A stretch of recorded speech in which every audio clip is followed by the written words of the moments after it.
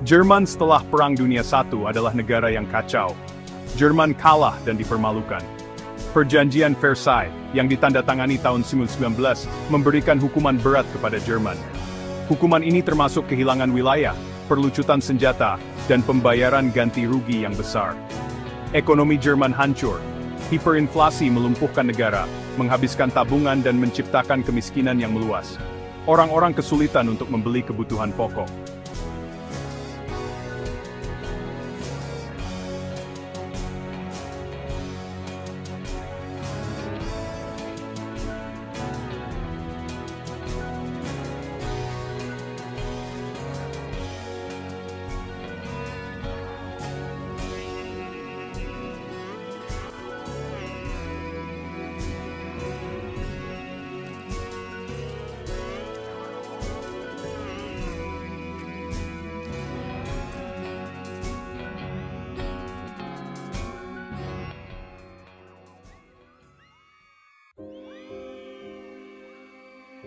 Partai Nazi, awalnya disebut Partai Buruh Jerman, didirikan pada tahun 1920. Partai ini dimulai sebagai kelompok kecil dan tidak signifikan dengan campuran ide yang membingungkan. Namun, partai ini segera menarik perhatian Adolf Hitler, seorang pembicara karismatik yang berbakat dalam memikat penonton. Hitler bergabung dengan partai pada tahun 1921 dan dengan cepat naik pangkat. Dia mengubah partai, menyuntikkannya dengan ideologinya sendiri berdasarkan nasionalisme, antisemitisme, dan keyakinan akan superioritas ras Arya.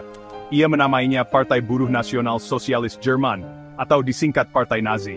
Aktivitas awal Partai Nazi berfokus pada penyebaran pesannya melalui propaganda dan demonstrasi. Hitler terbukti sebagai ahli propaganda, menggunakan pidato yang kuat dan citra yang mencolok untuk menarik emosi orang. Dia memanfaatkan kemarahan dan frustrasi rakyat Jerman, menjanjikan mereka kembali ke kejayaan di bawah kepemimpinannya. Partai Nazi secara bertahap mendapatkan dukungan, terutama di antara para pengangguran, veteran, dan mereka yang merasa ditinggalkan oleh ekonomi yang sedang berjuang. Pesan kebangkitan nasional dan kambing hitam minoritas beresonansi dengan segmen populasi yang semakin kecewa dengan status quo. Kebangkitan Adolf Hitler menjadi terkenal adalah faktor kunci dalam keberhasilan Partai Nazi. Lahir di Austria pada tahun 1949, Hitler memiliki masa muda yang bermasalah dan kemudian pindah ke Jerman. Dia bertugas di tentara Jerman selama Perang Dunia I, sebuah pengalaman yang sangat membentuk pandangan dunianya. Hitler memiliki karisma hipnotis yang menarik orang kepadanya. Dia adalah pembicara yang menawan, mampu menggetarkan orang banyak dengan pidatonya yang penuh semangat. Dia tahu bagaimana memanfaatkan ketakutan dan aspirasi orang, menawarkan solusi sederhana untuk masalah yang kompleks. Ideologi Hitler, yang diuraikan dalam bukunya Mein Kampf, Perjuanganku, adalah campuran berbahaya dari nasionalisme, rasisme, dan antisemitisme. Dia percaya pada supremasi ras Arya Jerman, dan kebutuhan akan ekspansi teritorial. Dia melihat orang Yahudi sebagai ancaman bagi kemurnian Jerman, dan menyalahkan mereka atas masalah Jerman. Kepemimpinan Hitler mengubah Partai Nazi dari kelompok pinggiran menjadi kekuatan politik utama. Pidato dan demonstrasinya menarik banyak orang, menyebarkan pesan Nazi kemana-mana. Dia menampilkan dirinya sebagai penyelamat Jerman, satu-satunya yang mampu mengembalikan bangsa ke kejayaannya. Bagian 4. Propaganda dan persuasi, menyebarkan pesan Nazi. Propaganda memainkan peran penting dalam kebangkitan Partai Nazi. Nazi adalah ahli manipulasi, memanfaatkan setiap media yang tersedia untuk menyebarkan ideologi mereka dan memengaruhi opini publik. Joseph Goebbels, kepala propaganda Partai Nazi, memahami kekuatan komunikasi massa.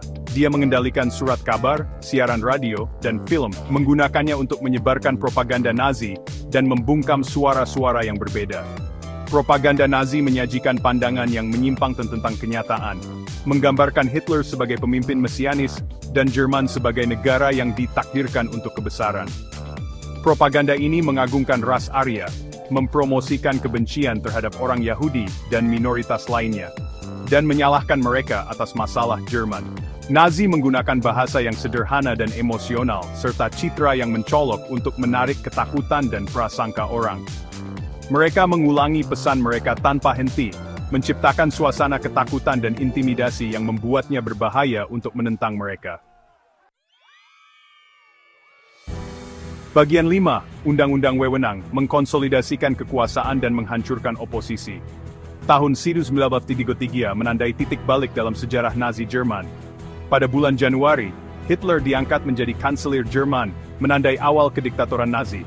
Nazi bergerak cepat untuk mengkonsolidasikan kekuasaan mereka dan menghilangkan semua oposisi. Pada tanggal 27 Februari 1933, gedung Reichstag, Parlemen Jerman, dibakar. Nazi menyalahkan kebakaran itu pada komunis, menggunakan insiden itu sebagai dalih untuk menangguhkan kebebasan sipil dan menindak lawan politik. Pada bulan Maret 1933, Reichstag yang dikendalikan Nazi mengesahkan Undang-Undang Wewenang. Undang-undang ini memberi Hitler dan kabinetnya wewenang untuk memberlakukan undang-undang tanpa melibatkan Reichstag, secara efektif melewati proses demokrasi. Undang-undang Wewenang menandai berakhirnya Republik Weimar dan dimulainya kediktatoran Nazi. Dengan berlakunya Undang-undang Wewenang, Nazi melarang semua partai politik lain, melarang serikat pekerja, dan membentuk negara totaliter. Mereka menggunakan kekerasan, intimidasi, dan teror untuk membungkam segala bentuk perbedaan pendapat. Gestapo, polisi rahasia Nazi, menjadi simbol ketakutan dan penindasan.